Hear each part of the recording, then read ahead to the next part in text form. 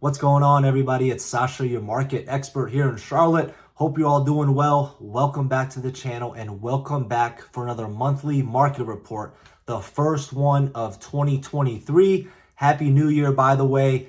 And 2023 is going to be an exciting year. We're going to see a lot of things happen, a lot of things take place in the real estate market and overall in the economy. But as you know, I like to focus on real estate in Charlotte and the surrounding areas. Some of these numbers are going to be shocking.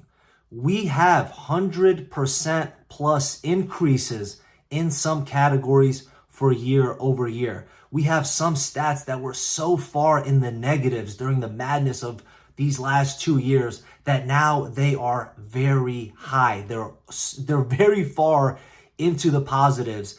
And all of those changes, if you watch the other market reports, all of these things that were happening, but the changes did not reflect in the stats, have now caught up. What I'm personally seeing in my day-to-day in the real estate market, working with my buyers, working with my sellers, is now really reflecting in these stats. There's going to be a ton of opportunities this year, and it's going to just be very exciting. I'm in the market for a primary and an investment property this year, and I'm hoping to accomplish that as we're still in January, so I think I have plenty of time to do so. But I'm very excited about it. I've had so many people reach out to me, Sasha, when should I buy? Should I buy here? When do you think is going to be this time to buy? Listen, guys, the market is going to go through some changes. Every single person buys for their own specific reasons and when it's the right time for them. For me, 2023 is going to be the right time for me, and I'm excited because I am going to get a deal. I'm seeing deals out there. And based off these numbers, sellers are starting to be more realistic. The average list price is starting to go down, which means sellers aren't overpricing as much as they did before. Don't get me wrong, there's still a ton of properties that are very much overpriced, but those are just going to sit until they get back to reality. So with that being said, if there's anything I can ever do for you, if there's any questions that you have for me, call, text, or email me anytime. All my information is right here and linked down below. And let's just get into these numbers. I really am excited because they're actually reflecting what I've been seeing. So I want to just dive into these numbers right now. If you're looking to buy, if you're looking to sell, if you're an investor, you need to pay attention to these numbers. Hit the subscribe button, hit the like button, and let's get into it with new listings. Keep in mind, even though it's January right now, all the information and the stats that we go over today are from the month of December. The reason we do that is we want entire months of data compiled together so we have the most accurate information possible. Now, in regards to new listings, there was 2,418 new listings in the month of December, and that is a 31.3% decrease from this time last year. Guys, this is just under 900 less new listings than we had in the month of November.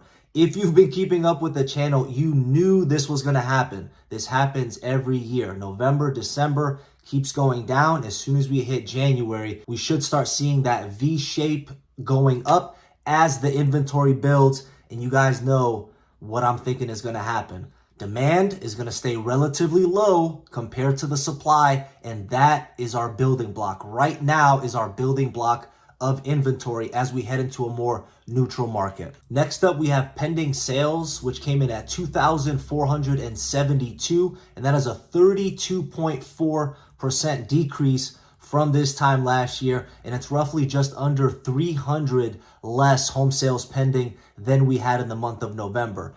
Now, guys, take a look at what I just said. 32.4% decrease in pending sales.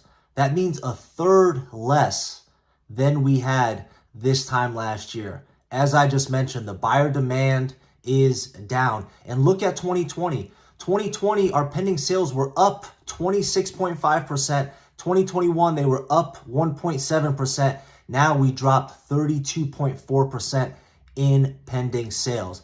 I think this trend is going to continue, and I think the pending sales are going to stay relatively low compared to the inventory. Now, before we jump into the average sales price and the median sales price, I just want to add the average list price, which is actually very important. So the average list price in the month of December came in at $411,000, which is a 4.6% increase from this time last year. However, we're at single digits now. 2020, it was an 11.8% increase. 2021, it was a 13.5% increase. Now we're at 4.6% increase. So number one, we're in double digits. Number two, take a look at this chart. Since April of 2022, every single month we have been going down on average list price. So what is this telling us?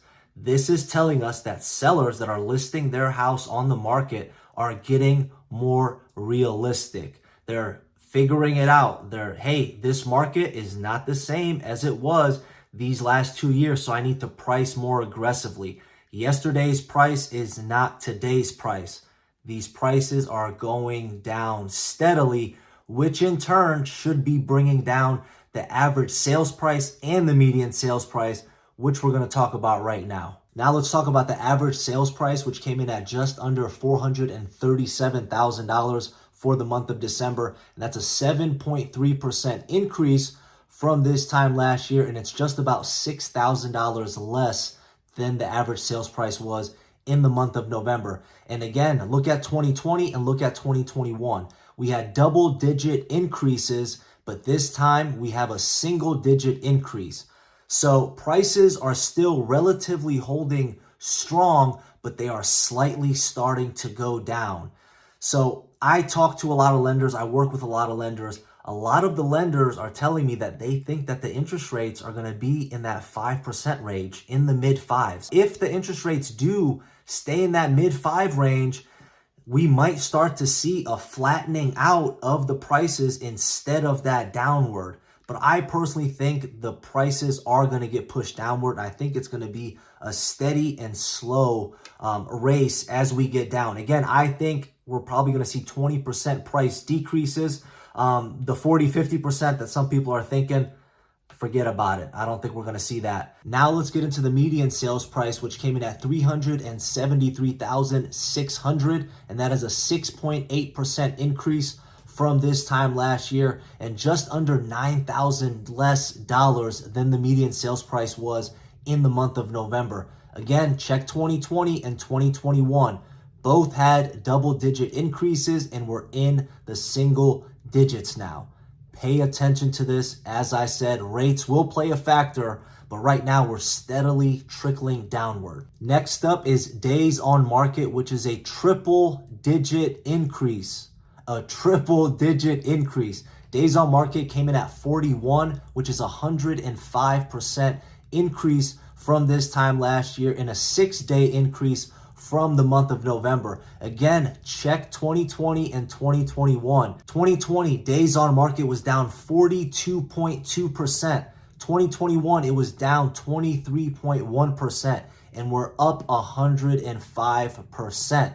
And this isn't the only stat that's in triple digits. We're going to get into it next. Hold that thought. We need to cover something equally as important at first, which is the percentage of the original list price received, which came in at 94.7, and that's a 5.5% decrease from this time last year, and just under 1% less than we had in the month of November. I want you to check this out. We haven't been at 94.7% since 2016.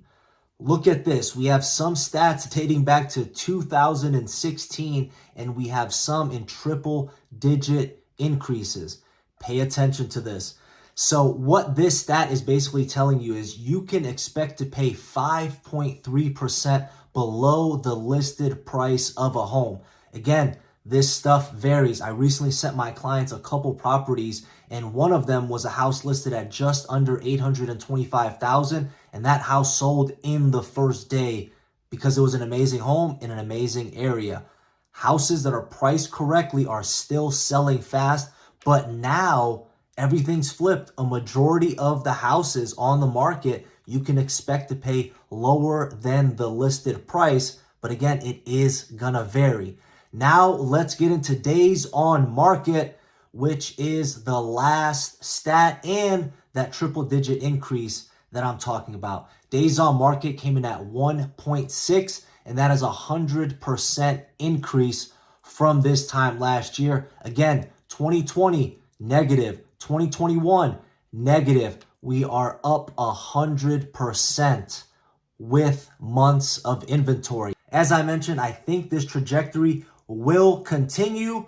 Buyer demand is going to stay relatively low, and that is where we're going to get our increase in inventory as we head into a neutral market and potentially a buyer's market in the next year or so. Hit the subscribe button, hit the like button, call, text, or email me anytime. I'll catch you on the next one. Take care. Bye.